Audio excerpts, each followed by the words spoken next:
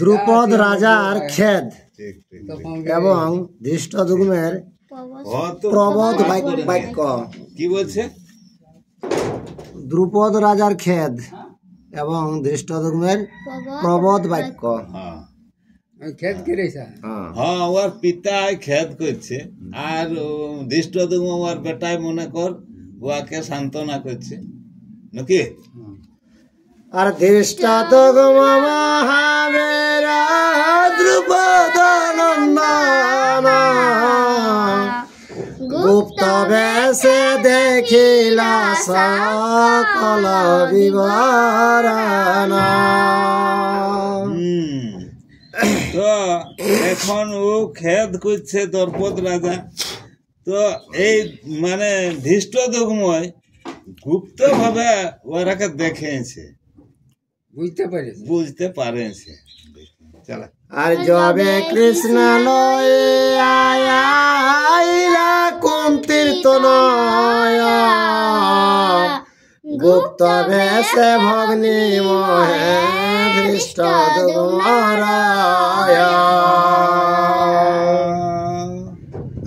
তো গুপ্ত ভাবে মনে কর এটা আছে। আর সকল বৃত্তান্ত বীরা দেখিলা নয়নে পিতারে জানাতে গেল তরিত মনে। বললো মাধব কুড়া কি বলছে? তখন ধৃষ্টদ্যুম্ন কি করল, তরিতে পিতাকে জানাবার জন্য গেল। যে ব্রাহ্মণে লক্ষ্য ভেদ করলো সে তো কন্যাটা ওর মায়ের পাশ লেগল না, কুন্তীর পাশ, সেইটা দেখে কে পিতাকে জানাবার জন্য। আর হেথা জিজ্ঞাসেন রাজা যজ্ঞসেন সকে ভূমে গড়া গড়ি দিয়া কাঁদে মুখে। তো দ্রৌপদ রাজা সেই দ্রৌপদীর পাশে আয়।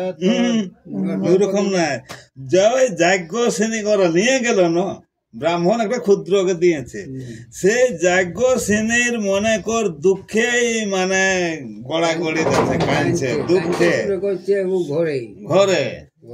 আর ওই ওদের সঙ্গে যখন ওরা গেল না, সেই সময় ধৃষ্টদ্যুম্ন ওদের সঙ্গে যায় আর ওথাই দেখিয়েছে ভাব ভঙ্গিমা যা কিছু। আরে রাজা রে বেড়িয়া কাঁদে যত মন্ত্রীগণ, পুত্রগণ কাঁদে আর অন্তঃপুর জন। ধর্ময়ানে কাঁদছে, তো রাজা যখন কাঁদছে তখন প্রজাবর্গ তারাও কাঁদছে, গ্রামবাসী যারা তারাও দুঃখে কাঁদছে, মন্ত্রীরাও কাঁদছে। হ্যাঁ তারা। আরে হেন কালে ধৃষ্টদ্যুম্ন উত্তরিল তথা, রাজা বলে একা দেখি কৃষ্ণ মম কথা। তো সেই সকল করতে করতে মনে কর সকল কান্নার পুরিয়ে মনে কর ওই ধৃষ্টদ্যুম্ন পৌঁছে গেল। যখন পৌঁছিল তখন তাকে জিজ্ঞাসা করছে দ্রৌপদ রাজা ধৃষ্টদ্যুম্নকে, বলছে একাই গেল, তো বলছে আর কৃষ্ণাকে আমার কথা রেখে।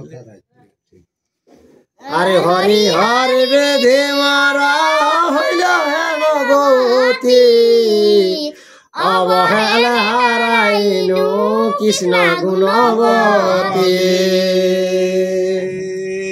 খুব দুঃখিত হচ্ছে, হরি হরি বলছে আজ কৃষ্ণা গুণবতী আজ হারালি বলছে। আরে কহ পুত্র কৃষ্ণার কুশল সমাচার, কি হইল লক্ষ্য ভেদার কোন কুমার।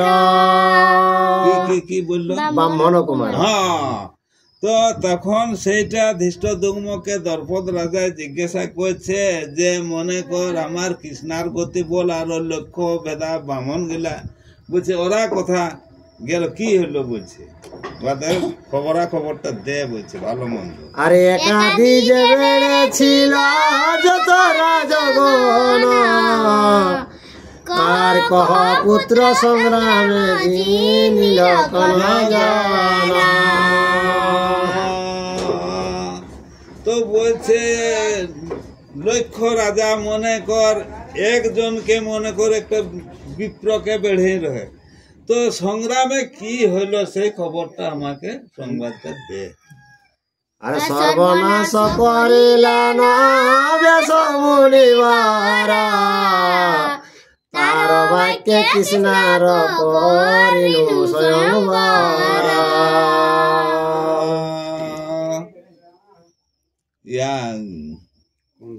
মুনিটার নামটা শার্ট করে ব্যাস, হ্যাঁ ব্যাসের কথাটা ব্যাসের কথায় তাকে ওই কৃষ্ণ নাম আর ওই সকল কাজটা করল। করেছে, ওই লক্ষ্য বিন্ধাটা ওর কথার দৃষ্টিই হয়েছে।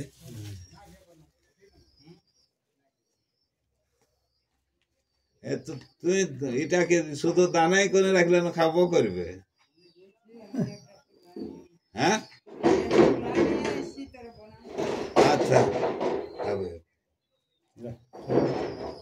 মাধব খুড়া, এই মাধব খুড়া দে আমি তামাশা তৈরি করবো।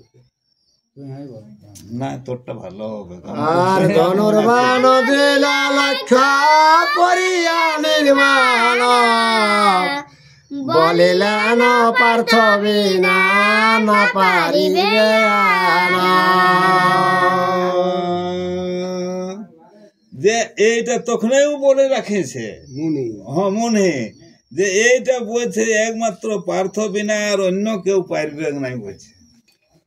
আরে মম কর্ম দোষে মনে বাক্য মিথ্যা হইল, কালে বিপরীত ফল আমাতে ফলিল। ঠিকই বলেছে, কিন্তু আমার নিজের দোষে এটা আমাকে কালে বিপরীত করাইলো বলছে। ইয়ারও এখনো বিশ্বাস হয় নাই, যেটা বলেন যে সেইটাই বটে, বিশ্বাস হয় নাই। আরে কহ বাপু কৃষ্ণ রাখি আইলা কোথায়, কৃষ্ণ ছাড়ি কোন মুখে আইলা হেথায়। যে ঠিক ধরেছে, একটু গড়বড় হ্যাঁ বাপু বলছে কৃষ্ণাকে কথা তুই ছাড়ে রাখে কে আর তুই ঘরে আলে বলছে। হা কৃষ্ণ মম প্রাণের রতনয়া, এত বলি পড়ে রাজা মূর্ছাগত হইয়া। ওই কৃষ্ণা কৃষ্ণা করে কি হইল, দ্রৌপদ রাজা মনে কর মূর্ছা হয়ে ভয়ে পড়ে গেল। দৃষ্ট দুম বলে আর কাঁদ রাজন, সকল মঙ্গল রাজা তজ দুঃখ। তখন বলছে ওর পিতাকে বলছে, হে পিতা বলছে না কাঁদো না কাঁদো, যত দুঃখ মন আছে সেগুলাকে ত্যাগ করো বলছে, যেটা তোমার আশা সেটাই হয়েছে বলছে। আর ব্যাসের বচন রাজা প্রভু মিথ্যা নয়, তোমার মানস পূর্ণ হইল নিশ্চয়। যেটা ব্যাসদেব বলেছে সেটা ব্যর্থ নয়, সেটা সত্যই বটে বলছে, তোমার মনের মানসতার যেটা সেটা পূর্ণ হইল বলছে। আর শুনি কহ বলে উঠিল রাজন, কি মতে হইল সত্য ব্যাসের বচন। তো বলছে তখন বলছে কহ কহ কহ বাছা বলছে কি রকম হইল বলছে, ব্যাসের বচনটা সত্যই কিভাবে হইল। আর দৃষ্ট দুগ্ম বলে ধনে শুন পিতা, কহনে না যাইছে ব্রাহ্মণের কথা। তবে শুনো পিতা বলছে ওটা বলতে মানে কহনে না যায় ব্রাহ্মণের কথাটা। এখন বলবো হ্যাঁ কি করে আরে শত পুর করিয়া বেড়িল রাজগণ সবারে জিনিল সেই ব্রাহ্মণ। তো বলছে যত নির্পরা মনে করি নাহলে বাইরে গেল আর চারদিকে মানে বেড়ে নিল লক্ষক রাজায় বলছে। তো বলছে একা ব্রাহ্মণকে বলছে, কিন্তু একা সবকে বলছে পরাজয় করলো বলছে, একারে তো ক্ষমতা বলছে। আরে সবারে জিনিল সে ওইটাই না, হ্যাঁ তাহলে আর সহায় হইল তারা এক দ্বিজর সুরাসুর মানুষে সদৃশ নাহি তারা। আর একটা দ্বিজ আছে, আর সাহায্য হইল এই দ্বিজর। তো কথা সুরাসুর নাগ নর কথা কথা কেউ আর ঠহর পায় নাই বলছে ওই ভীমকে। আর হাতে বৃক্ষ হানে যেন বজ্র হস্তে ইন্দ্র ভঙ্গ দিয়া পলাইল যতে কনরেন্দ্র। এমন যে একটা বৃক্ষ হাতে নিয়ে কে জানবে মানে ইন্দ্রর বজ্রবানের রকম বলছে। আরো যে এত নির্পজে কথা কথা পলাইলো তার তো কোনো আর পাতাই নাই বলছে। আরে এই মত যুদ্ধে তা হইল রজনী দুই জন সঙ্গে চলি গেল যজ্ঞ শ্রেণী। ওই দুজনের সঙ্গে তারপরে যুদ্ধে সব রাজারা হারিম পালাইলো যখন, তখন ওই যজ্ঞ শ্রেণী ওই দুজনের সঙ্গে গেল বলছে। এ দোহার সহতা তয়ার তিন জন পথেতে যাইতে হইল সবার মিলন। এই তিনজন যাতে যাতে পথে তাদের সঙ্গে মিলন হয়ে গেল। আর ভার্গবের কর্মশালে আশ্রয়ে আছিল পঞ্চজন মিলিয়া তথায় চলি গেল।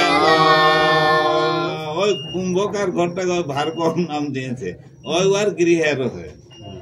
তারপরে এরা সেই তিনজন চলে কি ওইখানে পৌঁছিল, আর ওখানে ওরা আরে আরে আরে নারী এক ছিল তাই পরমা সুন্দরী তার রূপে বিনা দীপে তো যখন গেল ঘরে, যখন গেল তো একটা নারী বলছে, তো সেই নারীটা বলছে অন্ধকার গৃহটা বিনা দীপে আলোকিত করে দিয়েছে। যেখানে ঘুরতো সেইটাই আর আভাসটাই আলো হয়ে যেত। চলা আর জননী হইবে তার বুঝিনু তথায় তিন ভাই কৃষ্ণ সহ রাখিয়া তথায়। তো মনে হচ্ছে যে ওটা ওদের জননী বটে। তো ওইখানে মনে কর সবাই মিলে ওরা ওই ঘরটার মধ্যে থাকিল। আর তত রাত্রে গেল দহে ভিক্ষার কারণ ভিক্ষা করে আনি দিল করিতে রন্ধন। তারপরে রাত্রে যখন গত হয়ে গেল, সেই তখন আরো এরা ভিক্ষার কারণে এরা সব চলে গেল। আর ওই দিকে মাগা চা করে আনে আর সেই জোগাড় দেই। আর রন্ধন করিলা কৃষ্ণ চক্ষুর নিমিষে মাতা তার সাদরে বলিল প্রিয় ভাষে। তো যে জোগাড় গিলা মনে করে রাতে তো লেগে খড়াইছেন, ঠিক বিনসরা হয়েছে তখন এরা 4টা বাজতে বাজতে বাইরে চলে যাচ্ছেন। ও ধারলে ওরা জোগাড় করে নিয়ে আর আসেনকে দিয়েছেন। পলকের মধ্যে তোর কৃষ্ণায় মনে কর রান্না করে যে সাদরে বা শ্বাসে আনন্দের সীমা নাই, খুব সুন্দর ভাবে গল্প সল্প করল। আশেপাশে ডাকি পুত্র গণ,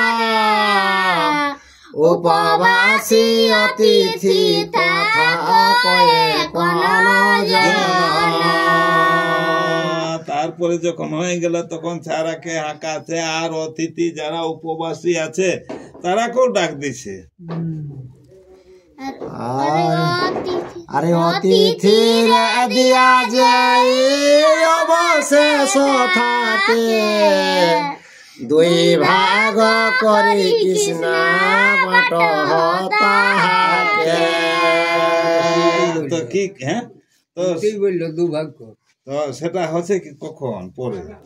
তো আরো যে রহে ওই যে ধৃষ্টদ্যুম্ন আর আছে না, আরো এরকম আছে না যে ব্যক্তি, তো সেইগুলা ওরা অতিথি হচ্ছে এদের। তখন বলছে আগু অতিথি রাখে দিয়ে এলো, ওরাকে দিয়ে নিল, অতিথি গুলাকে পূর্ণ করলো, আর যেটা বাঁচা রয়ে সেইটাকে দুভাগ করলো। দুভাগ করে এরা মনে কর 6 জনে যতনা খাচ্ছে ততনাটা ভীমকে একাই দিচ্ছে।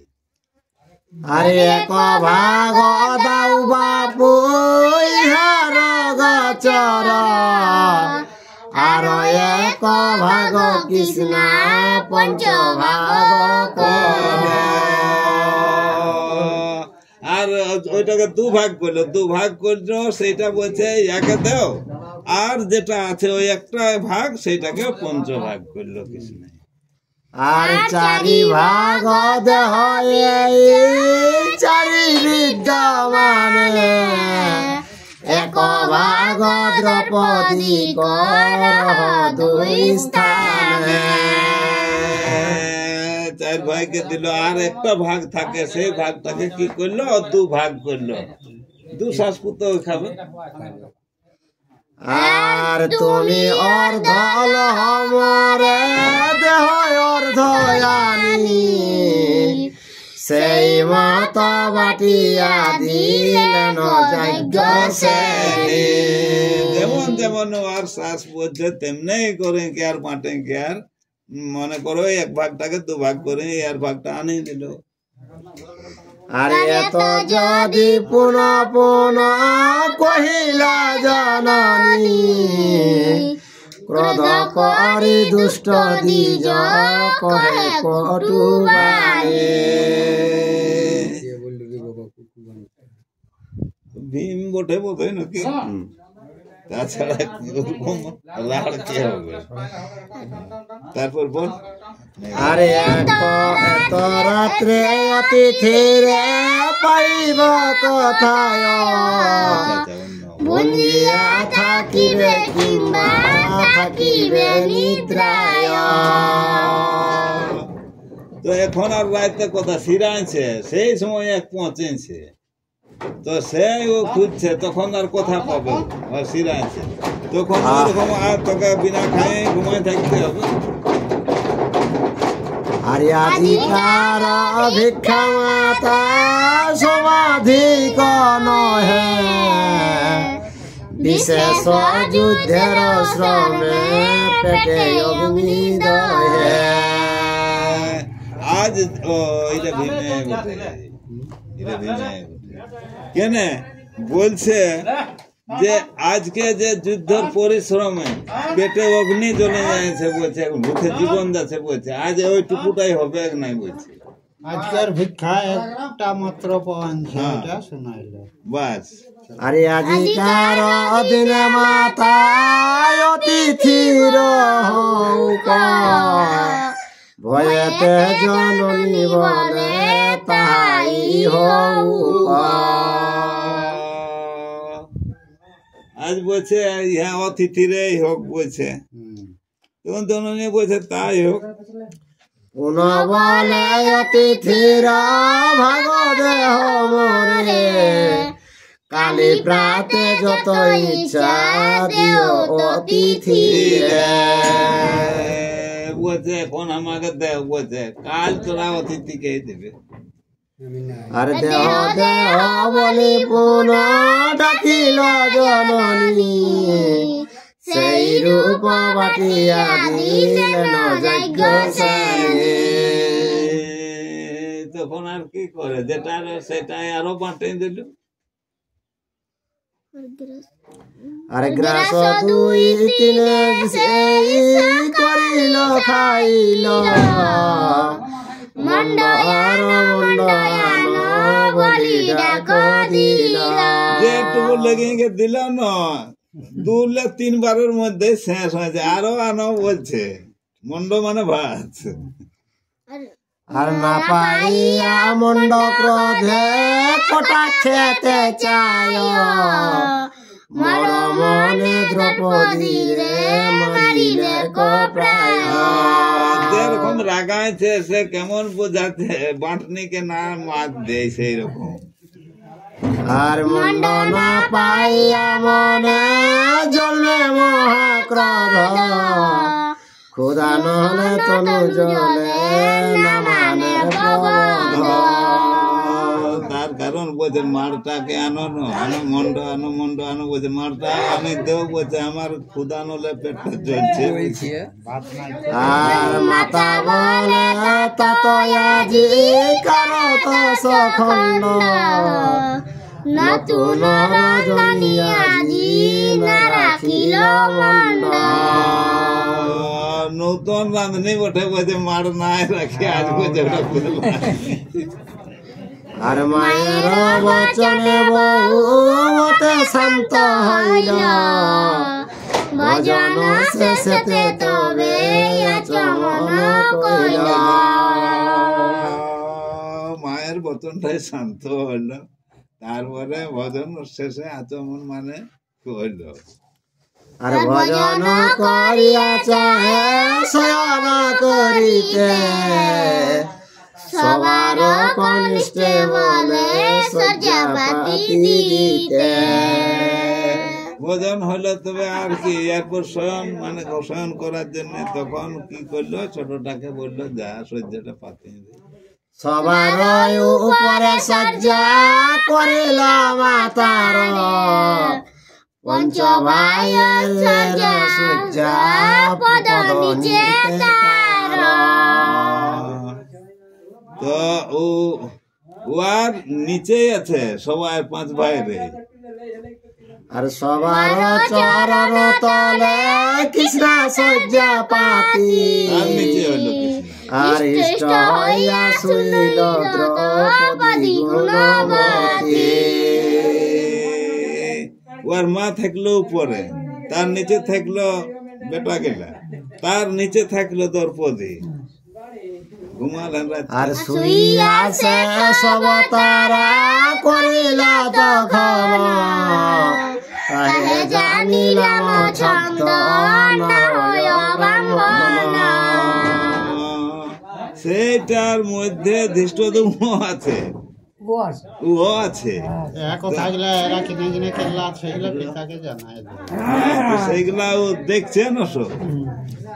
আর মহাভারতের কথা সুধার সাগর, কাশীদাস কহে সদা শুনে সাধু নর। জয় শ্রীকৃষ্ণ। ঠিক।